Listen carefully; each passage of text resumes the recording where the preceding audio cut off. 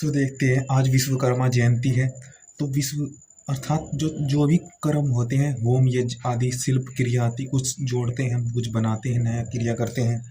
उसमें सूर्य का बहुत बड़ा वेदों में कहा गया है कि योगदान है, कि सूर्य की किरणें विभिन्न विभिन्न प्रकार से हमारी सहायक होती है। चाहे वह प्रकाश की तीव्रता हो या प्रकाश के भी बहुत प्रकार के गुण होते हैं। उस अग्नि का प्रकाश, सूर्य का प्रकाश, विद्युत का प्रकाश, जो सूर्य है यही अग्नि, जो संसार में पूरे संसार में व्याप्त है अग्नि, इससे ही ये कार्य चलता है। शिल्प विद्या का प्रकाश होता है। प्रकाश के भिन्न भिन्न रूप हैं। अग्नि भी बहुत प्रकार की, 8 प्रकार की। तो वेदों में अग्नि का जिह्वा कहा गया अग्नि को।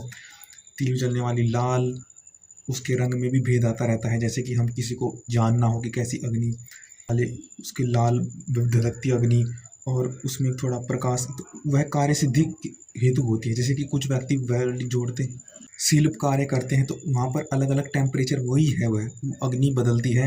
तो अग्नि चलती है या वायु के साथ संयुक्त होती है, विभिन्न विभिन्न कार्य करती है। वेदों में कहा गया कि वायु के साथ यह प्रकाश, तीव्रता इत्यादि क्रिया करके यह अग्नि, सूर्य, विद्युत भी अग्नि का रूप है एक तरह से, क्योंकि वो वायु की तरह तीव्र गमन करता है। तो ये वायु के द्वारा संयुक्त होकर के विभिन्न विभिन्न कार्य करती है। शिल्प विद्या कार्य करती, जोड़ती है। और हम जैसे कि बहुत प्रकार है, रस हरने वाला कहा गया, सूर्य को रस लेता है, उस हमारा उपयोग होता है उससे।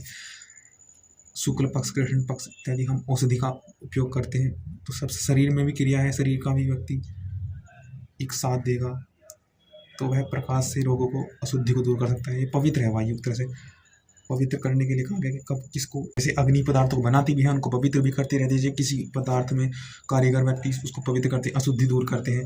कोई हमें नए नए इन्वेशन करते हैं, उसमें पहले अशुद्धि को दूर करना होता है, जिससे कि हम हानिकारक ना हो।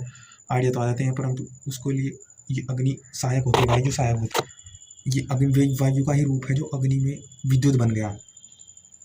तो विभिन्न विभिन्न रूप अग्नि का वायु के विभिन्न विभिन्न रूप से संयुक्त होता है। आपको ध्यान में रखते हैं कि पदार्थ ठोस है या तरल है, लिक्विड टाइप है, तो उसको अलग अलग करके उसको सूर्य की तरफ अग्नि से कर चल जाता है। कुछ ठोस है तो उसको हम, मेटल को हम विद्युत से, इलेक्ट्रिसिटी से शुद्ध करते हैं। तो शुद्ध का रूप, शुद्धता भी करती है ये, क्योंकि सूर्य हरण करने वाला है रस कृष्ण पक्ष में।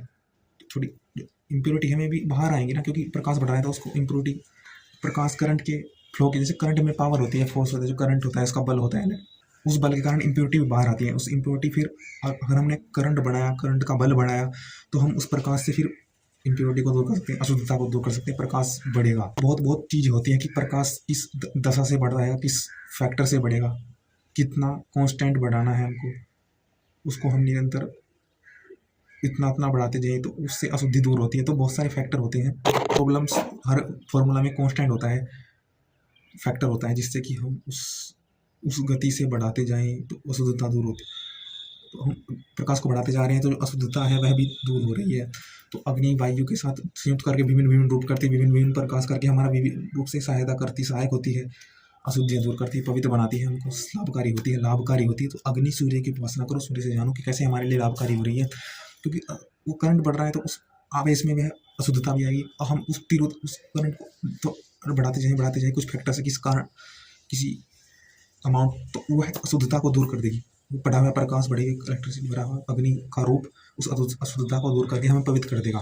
तो इसलिए कहा गया विश्वकर्मा जयंती की आप सबको बधाई। ओम।